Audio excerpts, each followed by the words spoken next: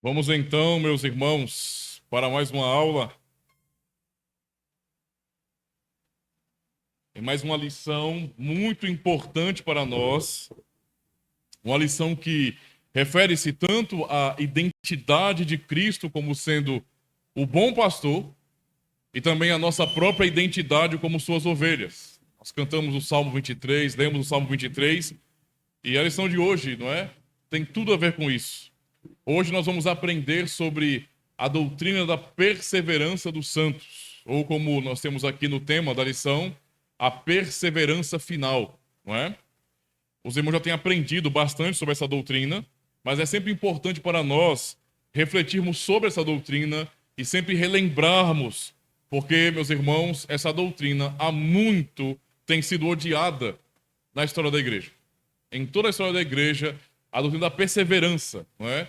Final, a perseverança dos santos tem sido atacada por aqueles que confiam nas suas próprias obras para a salvação. Desde os dias da Grande Reforma, as igrejas reformadas têm defendido essa doutrina contra Roma, contra arminianos e todos os sinergistas. Todos aqueles que eles afirmam, não é, que o homem coopera de alguma maneira e opera a própria salvação. Essa batalha, então, continua hoje, pois sempre há aqueles que realmente confiam na obra de Cristo e aqueles que, infelizmente, compõem a maioria, que não confiam na obra de Cristo, mas confiam em suas próprias obras. Sempre há isso. Não é? Eles realmente insistem que podem operar e manter sua própria salvação. Poderíamos, então, ser diretos e ler os textos de nossas confissões, não é? Que já nos explicam claramente essa doutrina, especialmente pensando nos cânones de Dort. Mas nosso objetivo, como tem sido desde o começo, não é? É analisar as próprias palavras de Cristo sobre este assunto, sobre essa verdade. Então, essas são as palavras de Cristo. João 10, verso 27 a 29, que nos diz: As minhas ovelhas ouvem a minha voz, e eu conheço-as, e elas me seguem, e dou-lhes a vida eterna, e nunca hão de perecer, e ninguém as arrebatará da minha mão. Meu Pai que mas deu é maior do que todos, e ninguém pode arrebatá-las da mão de meu Pai. Então, eu gostaria de ouvir vocês, se for possível, olhando para esse texto, me digam, olhando para esse texto, o que podemos afirmar sobre a doutrina da salvação? Olhando para esse texto. A salvação, baseada no texto que nós estamos lendo aqui, as palavras de Cristo, ela pode ser perdida ou não. O texto não é claro em relação a isso? São declarações diretas, objetivas, né? Isso é importante para nós olharmos para a própria Escritura Sagrada. Por quê?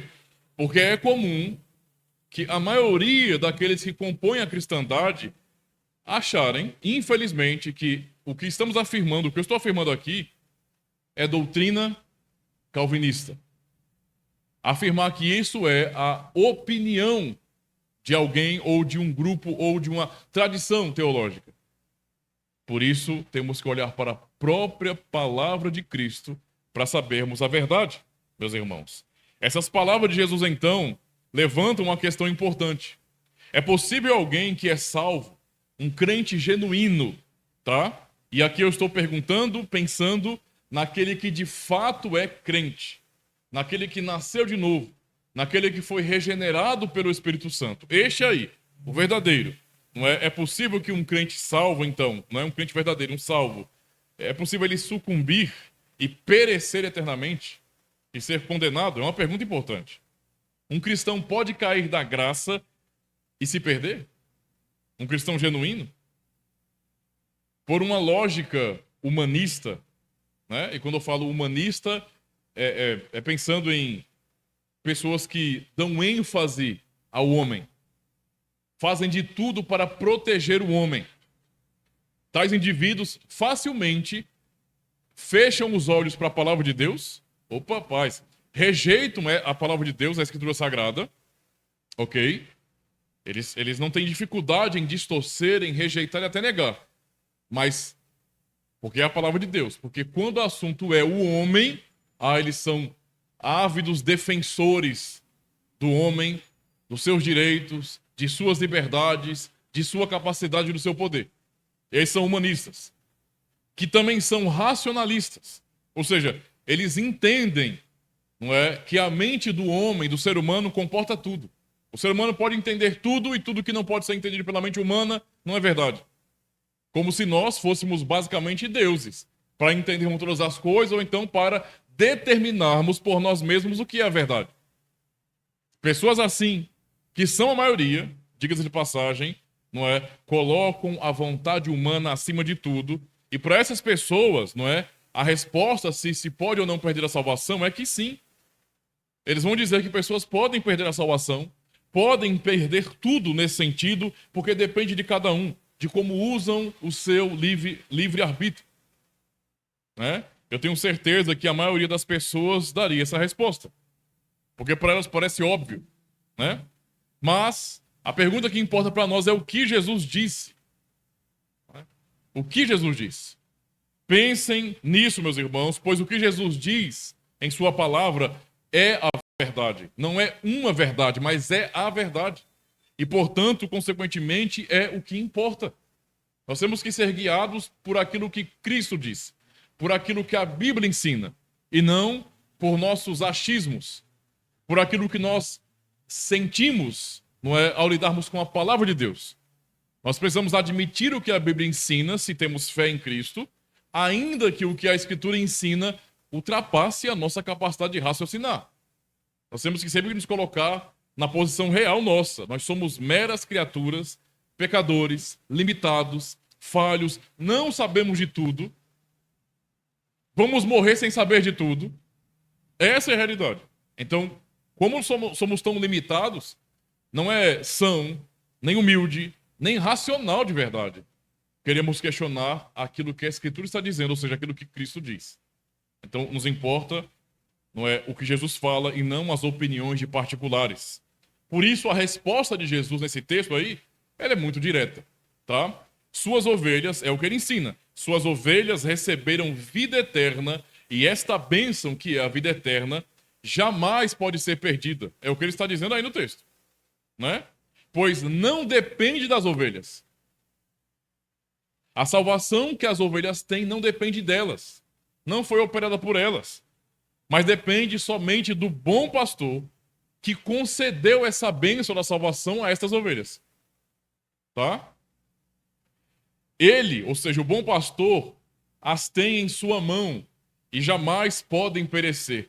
Eu, sinceramente, acho muito estranho que uma pessoa leia ou pregue o Salmo 23 negando essa verdade.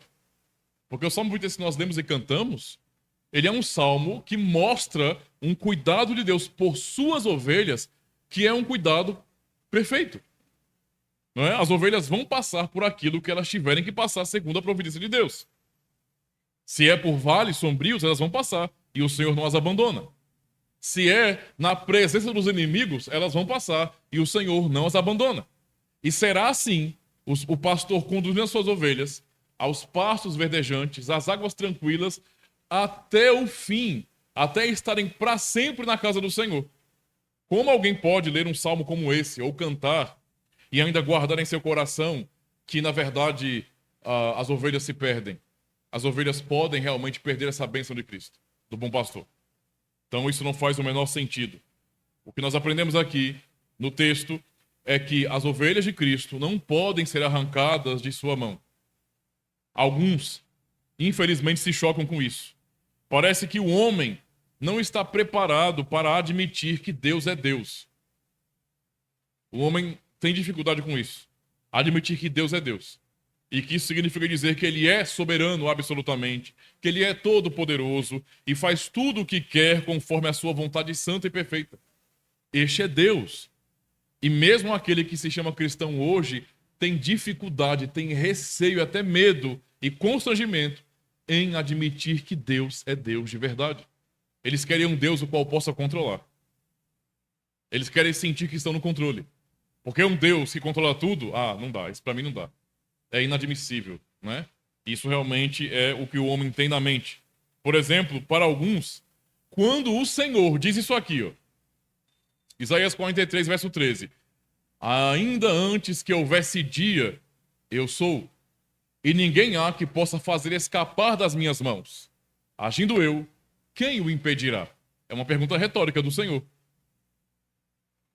Agindo eu, quem o impedirá? Para alguns, quando o Senhor diz isso, parece que ele está brincando. Ele não está falando sério. Para algumas pessoas é assim, né? A soberania de Deus, para alguns, é só quando convém a sua forma de raciocínio. Eu entendo, veja, se eu for um humanista, eu sempre vou defender o homem acima de tudo. Acima de Deus. Acima da verdade.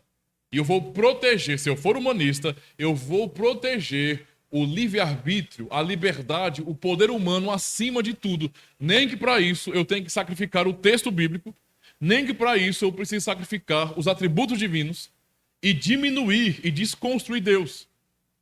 É isso que eles fazem. Tá? É isso que eles fazem. Diante disso, meus irmãos, por causa dos conflitos internos, por terem seu orgulho ferido, fazem perguntas desesperadas usando a própria Bíblia, porque esses que são humanistas vão usar a própria Bíblia. Eles também frequentam denominações e se chamam de cristãos. E eles imaginam que eles vão apagar as palavras de Cristo que nós já lemos, tá? Com outros textos, como se ler a Bíblia fosse assim. Eu leio um texto que diz que Deus é soberano. Tá vendo aí? Deus é soberano absolutamente, livre-arbítrio não existe. Aí eu leio outro texto onde eu sou chamado à responsabilidade. Aí eu vou dizer, não, tá vendo aí? Deus é soberano coisa nenhuma. Na verdade, o homem é livre, totalmente livre, faz o que ele quer e ele que determina o seu próprio destino. A Bíblia é assim que nós lemos, é? Tipo, paz, meu irmão. Ou seja, tipo, uma verdade está anulando outra na Bíblia? Não. A Bíblia é totalmente harmônica. O problema não é a Escritura, ela afirma a verdade para nós. Agora, o problema nosso é sermos racionalistas. É imaginarmos que uma coisa só é verdade se couber na minha forma de pensar. E este é um grande erro. Este é um grande erro. Não é à toa que as pessoas de hoje são tão estúpidas em relação a isso. Elas acham, né? Eu entendo o porquê. Existiu e existe. É um trabalho muito forte dos governos para implantar o ateísmo cada vez mais, né? O nosso país, por exemplo, nós somos muitos cristãos aqui no Brasil. Isso não significa nada, né? O governo é um governo que, na verdade, promove laicidade, né? Estado laico, que, na verdade, na prática, não passa de um Estado ateu. É isso que tem acontecido. Um Estado que não leva em consideração quem é o rei de verdade. Isso aí é absurdo. O negócio de Estado laico é uma coisa do diabo.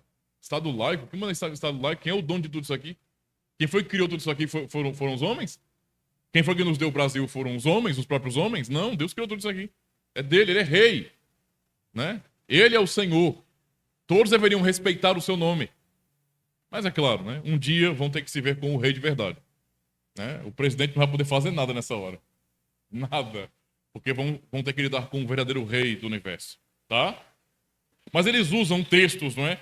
E eles vão dizer assim, mas, peraí, está falando que Deus é soberano, que Jesus de fato é assim, ele salvou e não pode perder a salvação que ele deu às suas ovelhas, mas ele também não diz, ele não menciona sobre o julgamento do povo essas palavras aqui, ó, Mateus 10, 22, e odiados de todos sereis por causa do meu nome, mas aquele que perseverar até o fim, esse será salvo.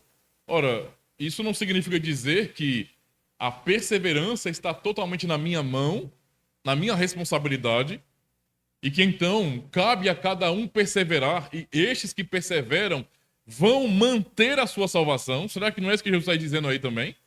Também vamos dizer bem assim, mas Jesus também não fala, não é? Em João 15 e verso 6, se alguém não estiver em mim, será lançado fora, como a vara, e secará. E os colhem e lançam no fogo e ardem.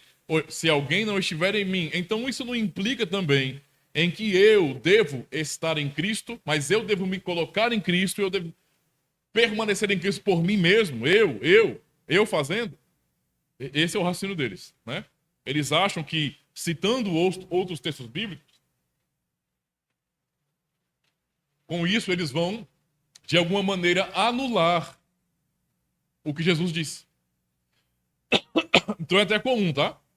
Se em algum momento você estiver na oportunidade de conversar com alguém que não é um cristão reformado, não é nem monergista nem nada, e essa pessoa questionar a sua fé, e você falar bem assim, não.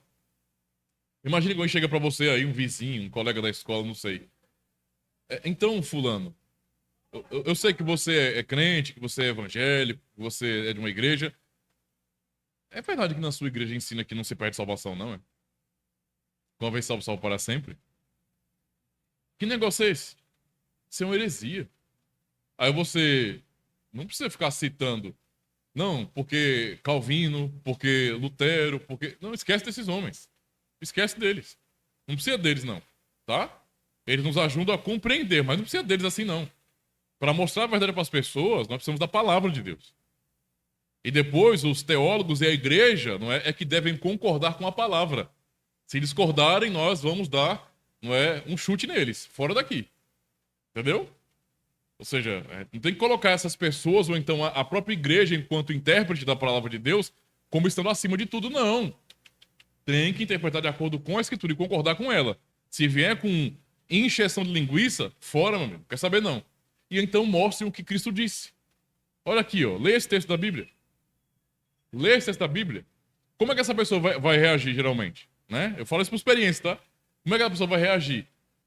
Você leu esse texto, mas aí eu também tenho um texto aqui que diz bem assim, olha. Se alguém não estiver em mim, então eu sou responsável por estar em Cristo. Eu sou responsável por perseverar. Depende de mim, meu amigo. E esse indivíduo acha que porque leu um texto, e muito mal lido, diga-se de passagem, não é? Sem contexto nem nada, ele vai apagar o que acabou de ser lido na palavra de Deus. Irmãos, ler um texto da Escritura, sendo que já há outros que ensinam a verdade, não anula. Na verdade, nós é que interpretando temos que encontrar a verdade, a harmonia em tudo isso. Está lá, é só ler de maneira correta para poder entender isso aí. Né? Mas essa é a postura de muitas pessoas. Eles dizem, nós não somos instados, exortados a perseverar na fé até o fim? Sim, meus irmãos, a resposta certamente é sim. Nós também nos unimos a Cristo firmemente.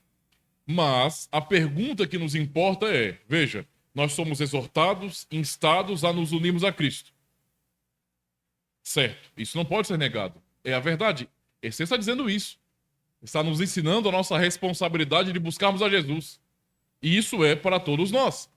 Só que o que tem a ver uma coisa com a outra? Tipo, por que que eu ser exortado a buscar Jesus, a crer nele, significa dizer, ao mesmo tempo, que ele não é soberano absolutamente e que minha salvação não depende somente dele?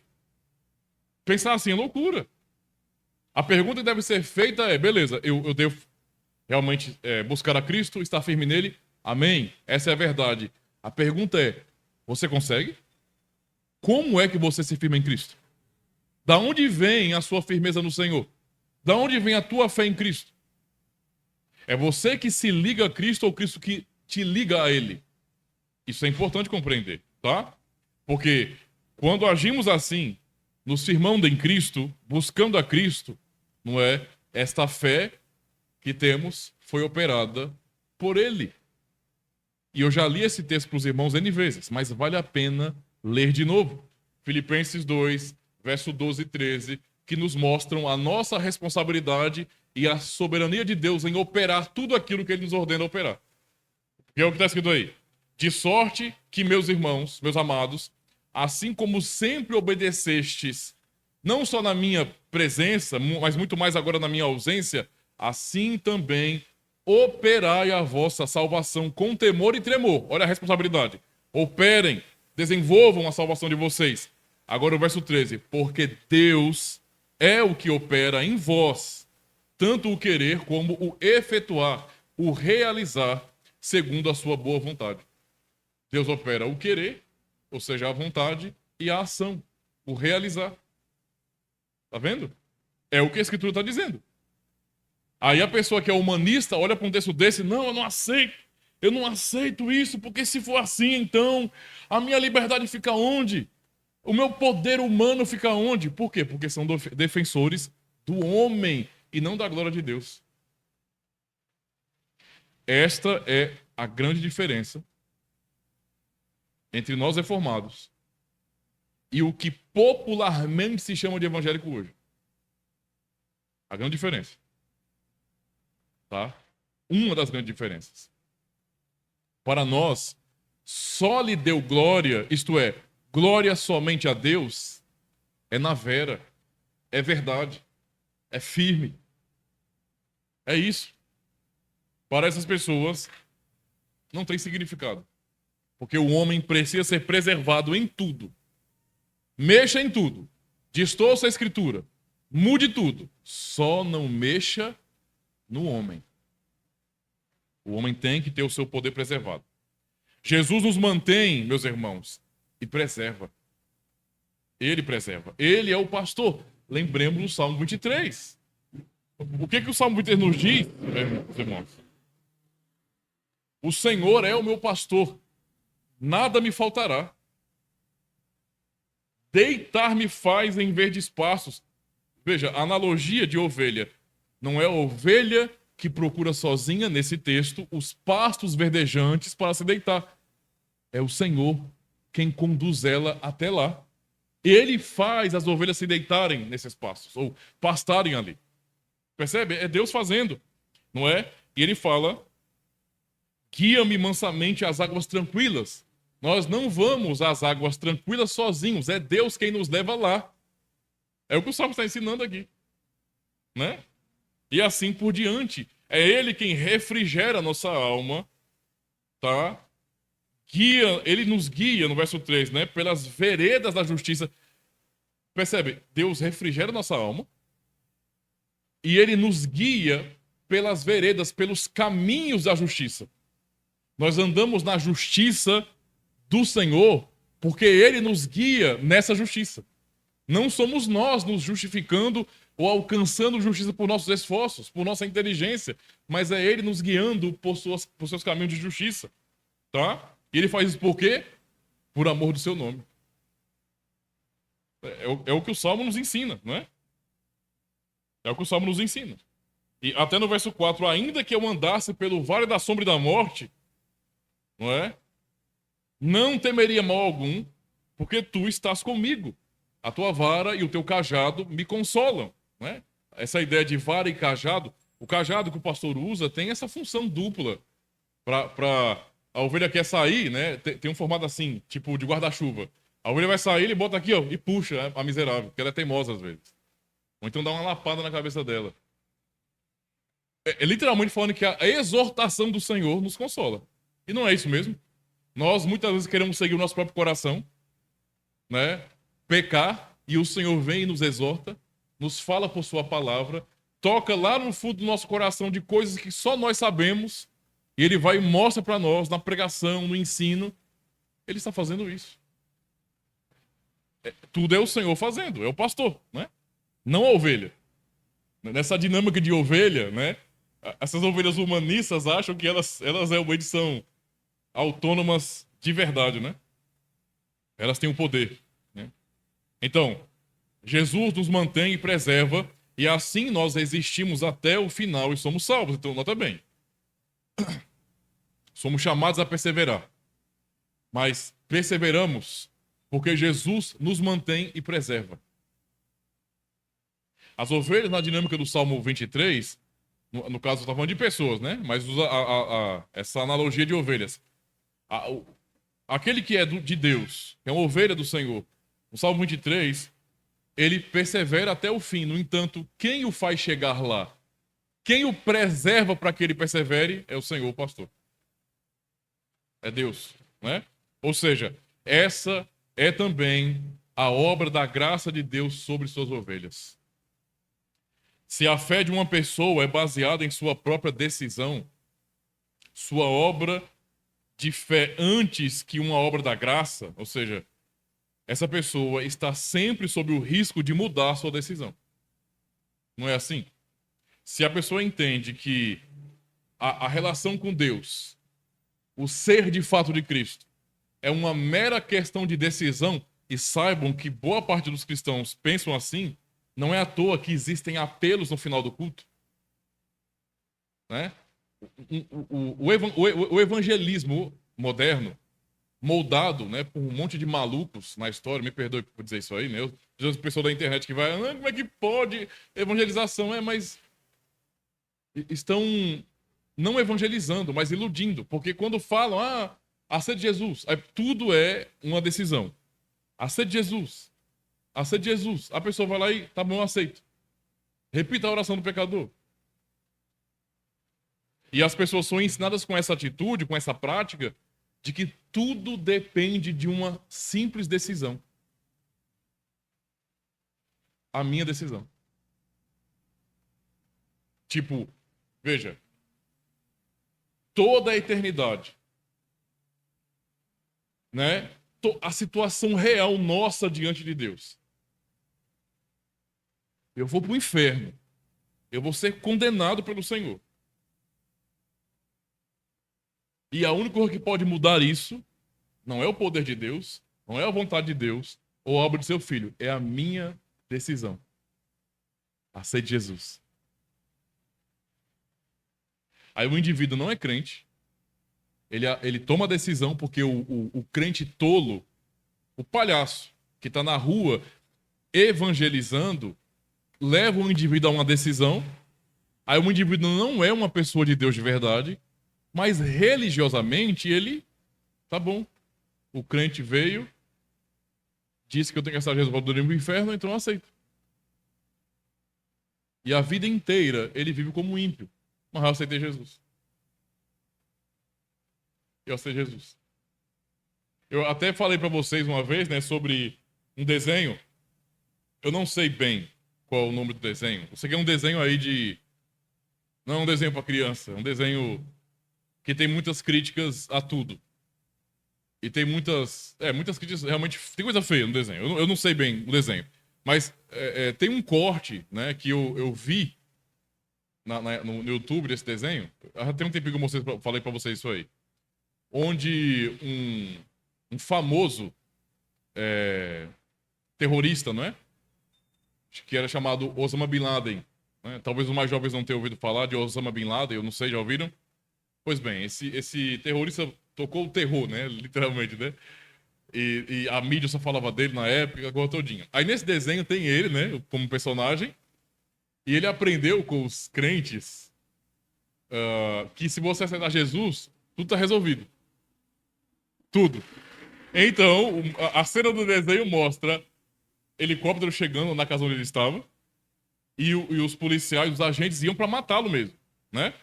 E aí o pessoal chega lá e dá um pé na porta, metralhadoras, ele aceita Jesus como único Senhor e Salvador, pronto. Aí morreu e já apareceu no céu.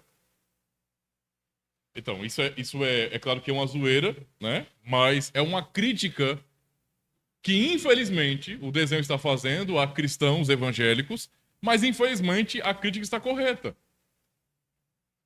Está correta. Tipo assim, você nunca creu de verdade em Cristo. Mas por que crentes disseram? É uma caricatura. Mas a culpa é dos próprios evangélicos. A ser de Jesus está tudo resolvido, porque tudo é uma decisão. Você muda o seu destino baseado em uma mísera decisão. É um poder mágico. Eu aceito, né? Pronto, acabou. Isso é uma palhaçada, irmãos, tá? Então, quando pessoas entendem que a salvação eterna depende de uma decisão dela, então ela está sempre sob o risco de perder a tal salvação, porque ela pode mudar de decisão. Eu decidi ser crente hoje. Daqui a alguns anos, eu decido não ser crente mais. E no meu evangélico é assim que funciona. No meu evangélico moderno, né? Evangelicalismo, para ficar mais claro. Eu sou crente, tô salvo. Me desviei, tô condenado. Voltei, tô salvo. Me desviei de novo, tô condenado. E você fica assim. E as pessoas vivem assim, achando que estão sendo salvas e condenadas todo mês, né? Voltei para a guerra e me reconciliei com Jesus, tô salvo. Ontem eu não aguentei porque me chamaram para uma balada, tinha um monte de nega lá, eu não aguentei, aí fiz bagaceira mesmo, agora não quero saber de guerra mais não, porque eu sou um caba safado, vou pro inferno. Aí um mês depois, uma pessoa chega para mim, rapaz, cadê você, bicho? Sumiu da igreja. É mesmo, eu sou um caba safado mesmo. Aí me chamaram pro culto, eu fui, o pastor me chamou na frente para poder me renovar com Cristo, me renovou e tô salvo de novo. Aí quando é ano que vem, bichota, o carnaval, olha, misericórdia, pro carnaval foi o que não presta. Tô condenado de novo. E a pessoa fica assim. Porque tudo está baseado na sua infeliz decisão. é uma palhaçada, né? Isso é uma brincadeira. Ou seja, ensinar que o nosso apego a Cristo ou a nossa persistência na fé é a causa da nossa perseverança final é ensinar que a salvação é obra do homem. Esse é o resultado. Quem entende assim, consequentemente, abraça o entendimento também de que a salvação é obra do homem. Tá? Esse é o problema. Mudaram o foco. Colocaram sobre o homem o poder do destino. Né? Deus, nessa dinâmica, é um mero espectador, ou no máximo, um parceiro. Que ajuda de vez em quando você clama a ele. Ele não é mais Deus, não é? O Todo-Poderoso, o Senhor, absoluto e soberano, que faz a sua vontade se cumprir. Aquele negócio de Isaías 43, de agindo eu quem impedirá, não, isso é brincadeira, ele estava com resenha quando ele falou isso. Porque eu é que determino tudo. Tá? Então, essa é uma questão básica, meus irmãos. Onde está a minha salvação, do início ao fim? Em mim ou em Deus? O que a Bíblia nos ensina sobre isso? Ora, que a salvação não se inicia no homem, não é resultado da busca humana, não é. Salvação não é uma conquista humana. Não é. Né? Eu não coloquei o texto de Romanos 3 aqui, mas só para refrescar a mente dos irmãos sobre falas de Romanos 3, do 10 ao 12. Não há um justo, não há quem entenda, não há quem busque a Deus, todos se fizeram inúteis, não há quem faça o bem, não há nenhum só. É o que o Senhor diz, tá? Então, quem é humanista ainda questiona, mas e com respeito aos nossos pecados? Hã? Quando caímos no pecado, não caímos da graça? A resposta é: deixados por nós mesmos, certamente iríamos cair da graça e perecer. Se nós não tivéssemos o pastor de nossa vida, o pastor que é o Senhor, certamente pereceríamos. Como as ovelhas sozinhas sem um pastor, certamente seriam devoradas por lobos. Seriam devoradas por animais selvagens. Sem o pastor, entregues a si mesmas, elas seriam devoradas. Assim nós também, se não tivéssemos o pastor que é o Senhor, também seríamos derrotados, não é? Cairíamos. Pedro, que negou o Senhor, certamente teria perecido, assim como nós todos, sem o pastor. Foi a graça, então, que manteve Pedro. Tá? Tal como disse Jesus a Pedro, antes mesmo da sua negação. Olha o que Jesus diz aqui. Ó. Lucas 22, 31 e 32. Ouçam e leiam, né? Diz também o Senhor: Simão, Simão, eis que Satanás vos pediu para vos cirandar como trigo, ou moer como trigo. Mas eu roguei por ti, para que a tua fé não desfaleça. E tu, quando te converteres, confirma teus irmãos. É o que Jesus está dizendo aí. Pedro, você não sabe de nada. Você não sabe o que acontece no mundo espiritual, Pedro. O diabo quis acabar com você, te fazer cair. Mas eu roguei por você para que a sua fé não desfaleça. Não é tão claro isso, irmãos. Isso é tão claro. A visão, meus irmãos, penetrante de Jesus trouxe a lembrança, a sua palavra a Pedro, e através dela, Jesus converteu seu coração e operou arrependimento em Pedro. Jesus guarda as suas ovelhas, é o que ele estava declarando a Pedro. Você, se estivesse sozinho, sem os meus cuidados, o diabo teria acabado com você. Lembre de Lamentações, capítulo 3. As misericórdias do Senhor são a causa, isto é, a razão de não sermos consumidos. Esse é o ensino do Senhor. Então Jesus guarda suas ovelhas, ele vai atrás delas, não é? E ele direciona suas ovelhas. Porque ele nunca as deixará. Elas não podem perecer. Por causa dele. Não é por causa das ovelhas. Mas ainda existe um contraponto, né? Uma pergunta que muitos usam para rejeitarem as palavras de Cristo por sua própria opinião e cosmovisão. E qual é a pergunta? Essa aqui, ó. E quanto àqueles que não esperam em Cristo? A resposta é: eles nunca de fato estiveram nele. Aqui está se perguntando sobre aqueles que se desviam de verdade de Jesus, né? Eles até pareciam estar na videira como ramos de Cristo, eram membros de aparência na igreja, mas estavam mortos, tá? Não obtiveram vida através de Cristo pela fé. Eram descrentes. É um ensino óbvio e básico de que nem todas as pessoas que se agregam, que se juntam a uma igreja, que fazem parte de uma congregação, são pessoas crentes de verdade. Imagina, a igreja está crescendo, cada vez vai chegando mais gente. Não seria muito bom, né? Nossa, mais 5 pessoas vieram. Creram, pelo menos assumiram publicamente isso, fizeram sua profissão de fé. Que alegria para a congregação. Ano que vem, mais 10 pessoas.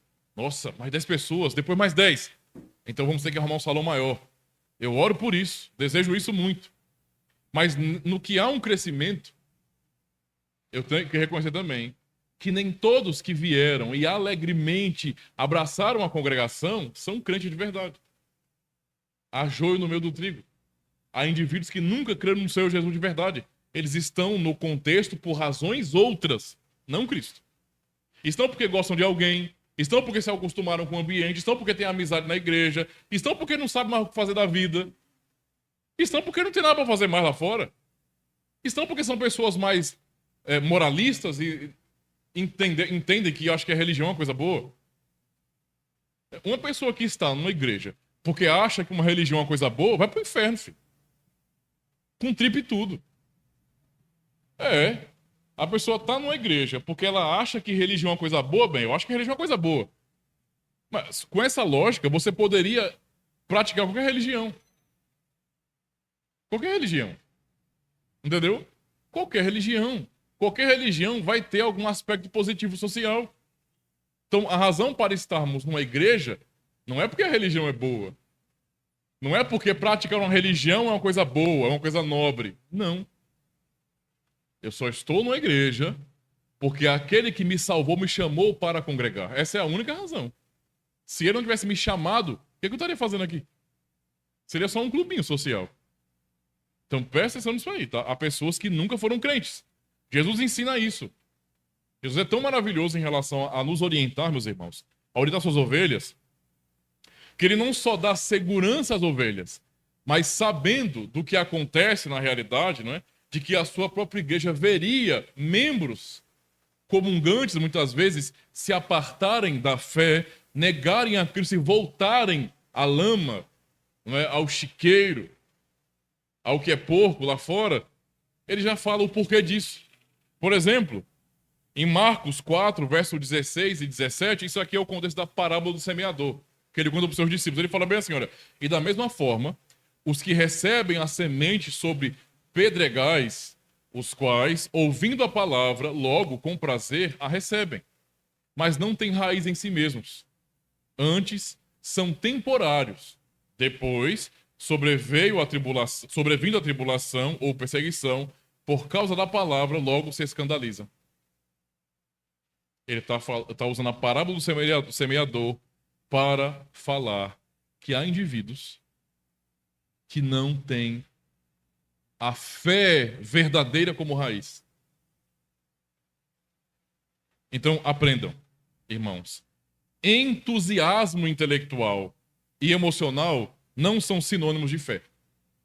E eu digo mais, tá? Para nós reformados. Porque talvez, pode pensar bem assim, é mais fácil que em denominações não reformadas, em denominações onde não há uma ortodoxia de verdade, as pessoas se agregarem por N motivos que não sejam Cristo. É verdade, eu não discordo disso. Mas alguém pode se iludir com isso pensando bem assim, mas esse risco não corremos numa igreja reformada. Por quê? Aí vamos argumentar. Porque para ser membro de uma igreja reformada, primeiro, você não chega e fala, vou ser membro, porque não vai. Você vai ter que fazer catequese, dependendo do seu nível de desenvolvimento e maturidade, pode passar um ano até mais. Se a pessoa não amadurecer, não entender, básico, né? Porque a gente não está exigindo que a pessoa tenha um conhecimento que um pastor tem em relação à teologia. Não é isso. Mas o conhecimento essencial das doutrinas cristãs a pessoa tem que ter.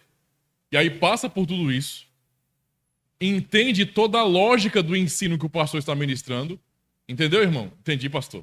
Muito interessante, rapaz. Eu nunca tinha pensado nisso. Entendeu, irmão? Entendi, pastor. Rapaz, é muito interessante, viu? E vai assim, nesse muito interessante até um ano. Passou um ano. E aí, meu irmão, tá preparado para fazer a profissão de fé? Tô, pastor. Vamos marcar a data? Bora. Mas primeiro tem que fazer uma visita ao irmão para ler aquelas 13 perguntas da pública profissão de fé e vamos recapitular, vamos relembrar tudo que você já aprendeu na catequese nessas perguntas. E aí você vai dizer se essa é a sua fé de verdade, porque eu vou perguntar e você vai ter que responder na frente da igreja. E essa resposta tem que ser sincera, tá? Tem que ser honesta. Você não pode estar falando por falar. Você não pode estar dizendo sim porque você gosta de uma menina da igreja. Você não pode dizer sim porque a menina gosta de um rapaz da igreja. Você não pode dizer sim porque a igreja tá sem músico e você sabe tocar muito e você sabe que para você tocar tem que ser um membro da igreja. Ah, é porque meus amigos da escola, eles congregam lá e, sei lá, eu não gosto dessas igrejas não. Não tem mais ninguém lá que eu conheça. Você não pode dizer por nenhuma razão dessas não. É por sua fé verdadeira em Cristo. Porque se não for, sinto muito. Vamos voltar ao inferno, né? Inferno com tripa e tudo. Tá? Porque a agregação desse sentido não é salvação, não é fé, não é... Ninguém tá ligado a Cristo desse jeito. Quem acha que tá tudo bem assim é porque entende que a placa da igreja vai salvar ela, né? Vai chegar no final, no dia do juízo final. Mas Jesus, eu sou lá da igreja do Jaça, pô. Eu sou da igreja reformada do Jaça. Eu não conheço você. Essa vai ser a resposta de Cristo. Eu não sei quem é você. Né? Ó, pode descer direto ali, aquela escada ali, pode descer direto. Tá?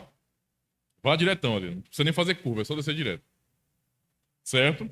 Então, meus irmãos, entusiasmo intelectual. Nossa, rapaz, a sua igreja é muito, muito diferente, viu? Achei bonito, achei diferente. Eu vi que o pastor é estudioso, viu? Eu vi que lá vocês gostam muito de estudo, hein?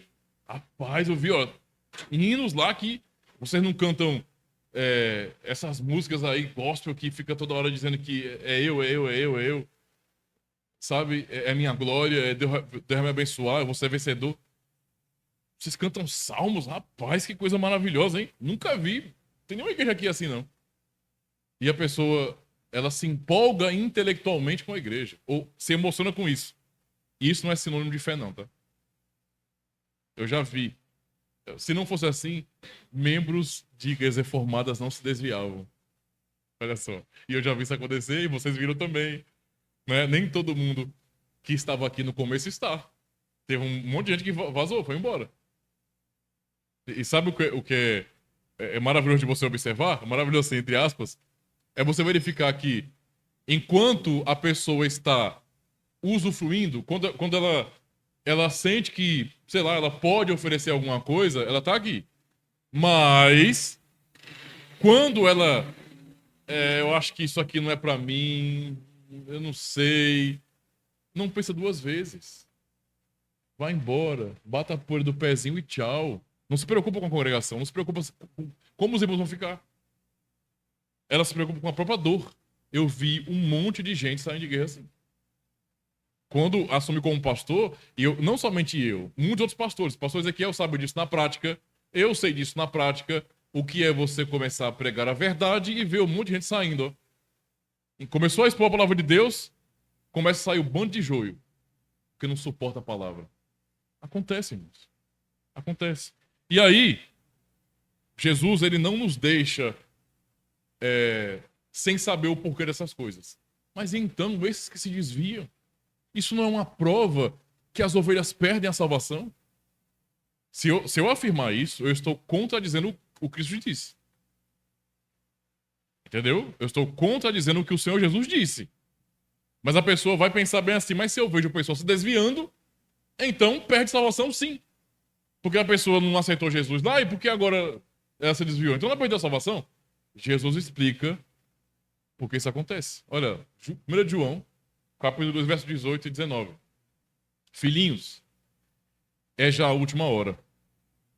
E como ouvistes que veio o anticristo, também agora muitos se têm feito anticristos, ou seja, são contra Cristo. Por onde conhecemos que é já a última hora. E aí vai dizer, o que João está dizendo aqui? João está falando de pessoas que se desviaram, eram membros da igreja e saíram, abandonaram a igreja. Então, saíram de nós. Aqui está muito literal, né? Porque ele escreve assim, ACF, que eu amo, aquela passagem, né? Saíram de nós, mas não eram de nós. Porque se fossem de nós, ficariam conosco. Mas isto é para que se manifestasse que não são todos de nós. O que a Bíblia está dizendo aí? Ó? Ah, então é por isso que algumas pessoas se desviam para nunca mais voltar? É, porque elas nunca foram de Cristo de verdade. A palavra é muito clara em relação a isso. Ou seja, eu nunca tenho que olhar para alguém se desviando da guerra e desanimando e achar que isso é perder salvação. Eu não posso me iludir com a aparência. Ah, mas aquela pessoa era tão alegre na igreja. Ela era tão alegre, pastor, ela ajudava tanto, ela fazia tanto, ela chorava, ela se emocionava com as pregações. Isso não significa nada. Pode ser pura emoção e isso pode mudar. Esse é o fato. Ou seja, o nosso Deus, ele é muito claro, não é? Em firmar que as suas ovelhas não perdem salvação, porque ele sustenta. E aqueles que estavam na congregação que foram embora, e quando eu digo isso, é largar Cristo, tá? É abandonar Cristo, no sentido de eu nego agora a fé. Eu era cristão, não quero ser mais. Eu me desvio. Fizeram isso porque nunca conheceram a Cristo. Porque nunca foram crentes de verdade. E por isso mesmo não puderam suportar. Estes que, falsos crentes na igreja, vamos lá. Quando eu digo isso, não quer dizer que todo falso cristão, ele vai embora. Não, tem falso cristão que fica que nem um câncer ali até o final. O joio no meio do trigo. Ou seja, quem vai separar o joio do trigo no final é o próprio Cristo. Entendeu? Mas vai crescer junto. Então, alguns desses que são falsos, por ouvirem a palavra de Cristo, ó, eles não suportam. A palavra de Cristo, para aqueles que não creem, não produz, meus irmãos, cura. Não edifica aquela pessoa, pelo contrário. Está mostrando para aquela pessoa a sua nudez, a sua podridão. E ela não é constrangida por Cristo a se converter e a se arrepender. Ela fica com raiva do Senhor, com raiva da igreja, com raiva de quem prega. Ela fica frustrada com isso. Ah, isso é conversa? Quer ela saber de ser crente? A pessoa vai lá para a igreja e o pastor fica dizendo que a pessoa é pecadora. Toda vez é isso. E todo domingo tem leitura da lei de manhã. E toda vez está lembrando que nós somos pecadores. E fica falando que tem que pedir perdão a Deus o tempo todo. E toda vez fala que nós somos depravados, que nós precisamos de Cristo porque tudo é a graça dele e eu não faço nada. Eu tô cansado de ouvir isso. E às vezes sai de uma igreja fiel que prega essa verdade e vai para uma falsa igreja que vai dizer de jeito nenhum. Lá você não prestava não, é? Pois aqui você presta. Meu amigo, se você der seu dízimo, seu trismo e sua alma, você é um santo. É uma pessoa desejosa. Aliás, desejável, né? Nós queremos você por perto. Você é uma bênção. Tem gente que é assim. Esses indivíduos nunca foram crentes. Jamais. Agora, vamos mais uma vez dar uma olhada no texto, né? Vamos voltar para o texto. Então, já aprendemos muita coisa até aqui. Estamos indo para a nossa conclusão, então. Mais uma vez, eu quero que os irmãos notem bem isso aqui. As minhas ovelhas ouvem a minha voz, e eu as conheço, ou eu conheço-as, e elas me seguem, e dou-lhes a vida eterna, e nunca hão de perecer, e ninguém as arrebatará da minha mão. Meu Pai, que mas deu, é maior do que todos, e ninguém pode arrebatá-las da mão de meu Pai. Então, as declarações são muito fortes e muito diretas aí. Primeiro, as minhas ovelhas ouvem a minha voz. Então, isso é infalível. Minhas ovelhas ouvem. Ponto. Minhas ovelhas ouvem a minha voz. Tá? Ele fala, e eu conheço-as.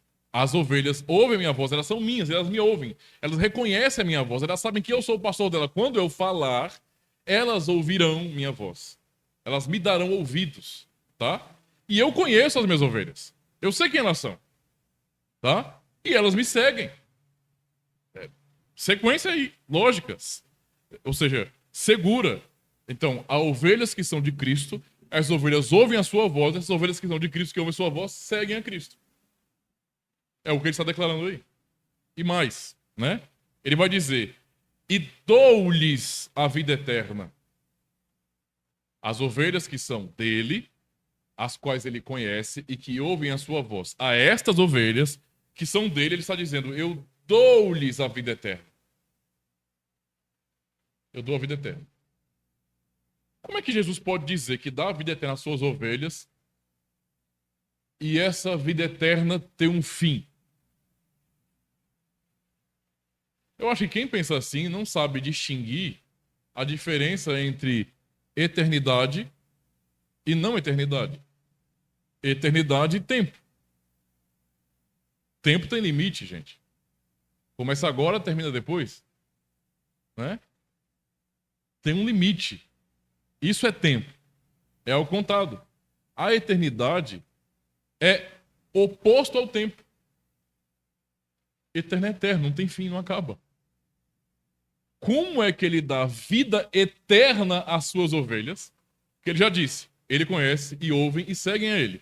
Como ele dá vida eterna às suas ovelhas e elas perdem essa vida eterna? Se perder, não é eterno, então. Se perder, é uma coisa temporária. É uma salvação que você tem hoje e amanhã não. Mas ele falou que é eterna, então não pode ser perdida, porque é eterna. Já até aqui já é suficiente. Mas o que Jesus diz mais? Ele fala, e nunca hão de perecer. E assim, tem um detalhe aqui que é maravilhoso, tá? Eu faço questão de mostrar isso para os irmãos. Para vocês verem de maneira mais literal possível. Esse é o versículo 28, tá? A primeira frase, a primeira sentença, né? A primeira oração, que literalmente, né? E eu dou a elas vida eterna. Eu coloquei até o grego em cima, tá? No finalzinho do texto grego em cima tá aionion, que pode ser traduzido como dos séculos, mas o sentido é eternidade. Né? É como se fosse pelo século dos séculos, não tem fim. Eternidade, né? Então, aionion é eternidade. Ele está dizendo eu. Interessante aqui é que nesse texto tem essa palavra cagou, essa primeira aí, cagou, né? É assim que se lê, cagou, tá? Cagou. Cagou aí. Cagou didomi ao tois, né? Esse cagou aí é a junção de duas palavras. É cai e ego. Cai é e ou também. Isso e também aquilo. Cai. E ego é ego. Eu. Literalmente eu. Certo? Então ele poderia só colocar aí, por exemplo, cai didomi autois, ou seja, eu dou a elas, no caso, a vida eterna. Só isso. Cai, didomi e assim por diante. Poderia colocar também ego didomi e assim por diante. Mas o texto nos faz questão de dar uma ênfase quando você junta cai, então cai é ou também, e ego é eu. Mas quando ele junta cagou, nesse sentido, né? Junta cai com ego, então ele fala e eu, para dar ênfase, e eu é o que ele quer dizer. O texto grego é interessante porque ele vai dizer eu dou a vida eterna. Ele está dando um ênfase que a ação de dar a vida eterna é dele, pertence somente a ele. Essa vida eterna não vem de outro, não vem das ovelhas, vem dele. Ele é quem faz isso, somente ele pode fazer isso. É por isso que está assim no texto. Né? Para nós, na nossa língua, não faz a menor diferença. A gente não consegue perceber essas nuances, mas no texto grego tá. Aí, né? E aí a segunda oração do versículo 28, que é e nunca perecerão. Agora eu coloquei aí para vocês verem o que nós não temos na tradução. Como é que tá na tradução? E nunca hão de perecer, não é verdade? E nunca hão de perecer. Mas olha como que é literalmente isso. A tradução embaixo, olha. E nunca perecerão para a eternidade. Por quê? Porque no grego tá justamente no finalzinho, de novo, ton, aiona. Eternidade. Mais uma vez. Então é literalmente, nunca, as minhas ovelhas nunca perecerão para a eternidade. Isso é até redundante com a oração anterior. Eu dou-lhes a vida eterna e nunca perecerão para a eternidade. Ou seja, as minhas ovelhas nunca se perderão eternamente. Percebe? É claro que geralmente os autores, os tradutores, preferem traduzir e jamais perecerão, nunca hão de perecer. Eu sou partidário que deveria ser traduzido assim. Mas é estranho, não interessa. Esse que chamam de estranho é o que o texto está dizendo de fato. Pode parecer redundante, mas é assim que o texto foi escrito. Eu dou-lhes a vida eterna e nunca perecerão para a eternidade. Como alguém pode ler um texto como esse e cogitar a ideia de que as ovelhas de Cristo vão perder a salvação ainda? Vão se perder ainda? Isso é absurdo. É impossível. Irmãos, é impossível. Então, nunca compare, nunca faça essa analogia de ver pessoas desviando-se, chegando e depois de se desviando de uma igreja local, e entenda com isso que aquelas pessoas foram salvas e depois condenadas. Vem todo tipo de gente para a igreja. Crentes verdadeiros e falsos crentes. Crentes verdadeiros vão permanecer até o fim porque são ovelhas de Cristo e nunca perecerão. Crentes falsos é questão de tempo. É questão de tempo até eles mostrarem suas garras, os seus frutos podres e até desviarem-se da igreja. Questão de tempo, tá? Então, o texto da palavra de Deus é muito claro para nós. Muito claro. Entendendo isso, partindo para a nossa conclusão, agora sim, só vou ler para vocês o que os cânones de Dort nos falam sobre a perseverança final, ou a perseverança dos santos, tá? Então, artigo 5 da perseverança dos santos, artigo 3, né? Capítulo 5, artigo 3. Deus preserva o que são seus. Né? Então, por causa desses requisitos do pecado, que ainda restam no íntimo, e também por causa das tentações do mundo e de Satanás, os convertidos não conseguiriam perseverar nessa graça se deixados às suas próprias forças. Então, é uma admissão aqui. Estamos admitindo nesse artigo de que se nós fôssemos deixados à nossa própria força, nos perderíamos. Mas Deus é fiel e os confirma misericordiosamente na graça que, de uma vez por todas, lhes foi outorgada e os preserva poderosamente nela até o fim. Então, qual é a razão para perseverarmos? Deus nos preservar. É Ele nos mantendo, nos preservando, para não abandonarmos a fé. Né? É o Senhor. Artigo 6. Deus não permitirá que os seus eleitos se percam. Por que eu estou lendo isso para vocês? Porque nós demos primeiro a Bíblia, Jesus dizendo de maneira muito clara, e agora os cânones de Dort só estão concordando com o que a Bíblia está dizendo. Algum estúpido, documento velho de homem, que não sei o quê. Queridão, então leia a sua Bíblia, aí depois que você lê a sua Bíblia, você vem aqui nos cânones e mostra que eles estão errados. Porque eles só estão concordando com a Escritura. Né? E aí? Pois Deus, que é rico em misericórdia, segundo o seu propósito imutável de eleição, não retira completamente o seu Espírito Santo dos que lhe pertencem, mesmo na sua deplorável queda. Então, os eleitos, as ovelhas de Cristo, sim, elas podem se desviar temporariamente do caminho. Lembrem, nos evangelhos, a parábola da ovelha perdida. A ovelha se perdeu do caminho, olha só. Mas o que aconteceu? Algum lobo devorou? Algum animal devorou? Não, porque o pastor foi até ela buscá-la e levá-la de volta. Esse é Jesus, o pastor que não nos abandona. Né? Então, tão pouco permite que se afundem tanto a ponto de caírem da graça, da adoção e do estado de justificação, ou que cometam um pecado para a morte, isto é, o pecado contra o Espírito Santo, e que totalmente abandonados por ele se lancem na ruína eterna. Ou seja, por mais que nós, veja, enquanto ovelhas de Cristo, possamos passar por situações terríveis, e quando eu digo isso um eleito de Deus, uma ovelha de Cristo pode temporariamente se desviar do caminho. Quando eu digo isso, é possibilidade, tá? Não estou falando de pode no sentido de uma coisa afirmativa, de permissão, não. É no sentido de possibilidade. Pode acontecer, tá? Que um crente verdadeiro chegue a se desviar da igreja, enquanto instituição local, porém não de Cristo. E a pessoa, porque está numa crise, porque caiu num pecado terrível, que vai trazer muitas consequências, pode ficar mal. Pessoas que saíram da igreja voltaram depois. Sim, como pastor, eu tive a experiência de ter que até excomungar gente, mas também a experiência de ver os mesmos excomungados, pessoas que se afastaram, voltarem arrependidas, buscarem a comunhão dos santos. O que é isso? É Cristo buscando essas pessoas. Não somos nós, é Cristo, o pastor, buscando suas ovelhas. E mais, artigo 8. A graça do Deus triuno, do triuno Deus, preserva. Assim, não é pelos seus próprios méritos ou força, mas pela imerecida misericórdia de Deus, que eles não se desviam totalmente da fé e da graça, nem permanecem caídos para se perderem totalmente no final.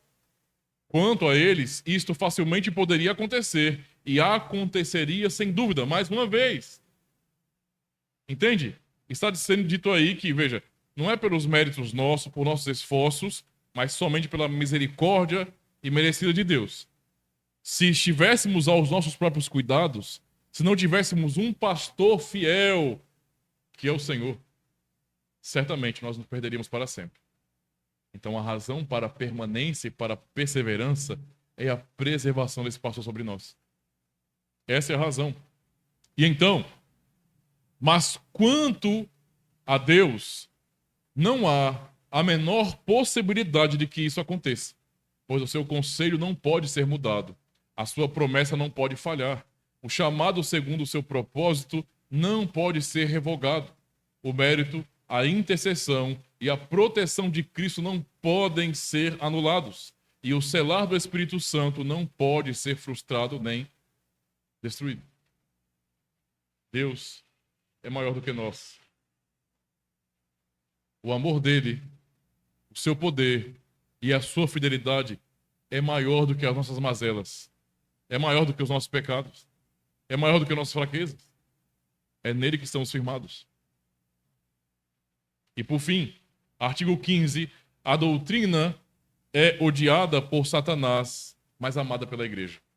Essa doutrina da perseverança dos verdadeiros crentes e santos, assim como a convicção que tem dela, Deus revelou abundantemente em sua palavra para a glória do seu nome e consolação dos piedosos. Então, o que essa doutrina causa em nós?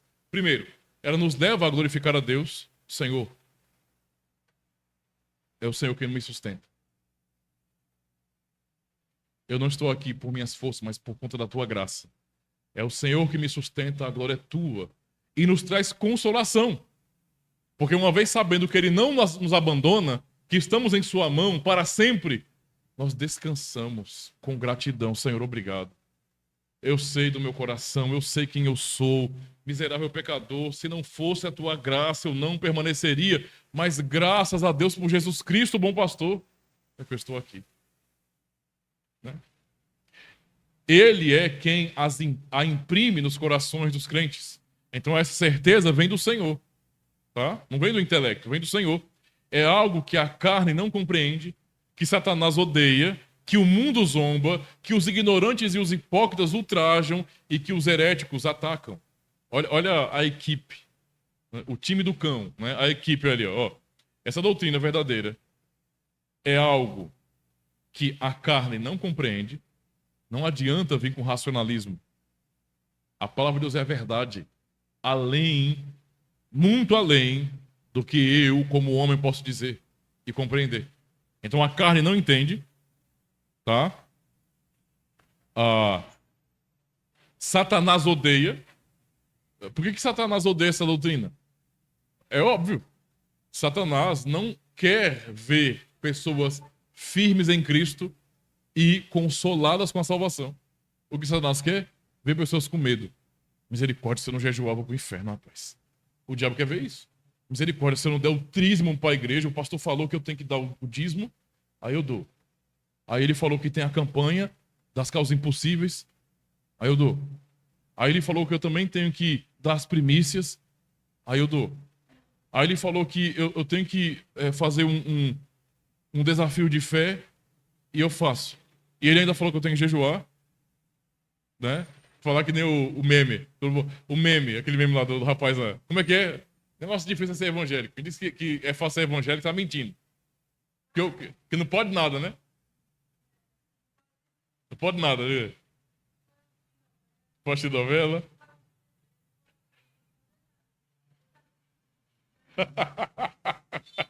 Eita, osso, né? Então, o diabo quer ver pessoas assim, com medo o tempo todo. Eita, quase fui pro inferno.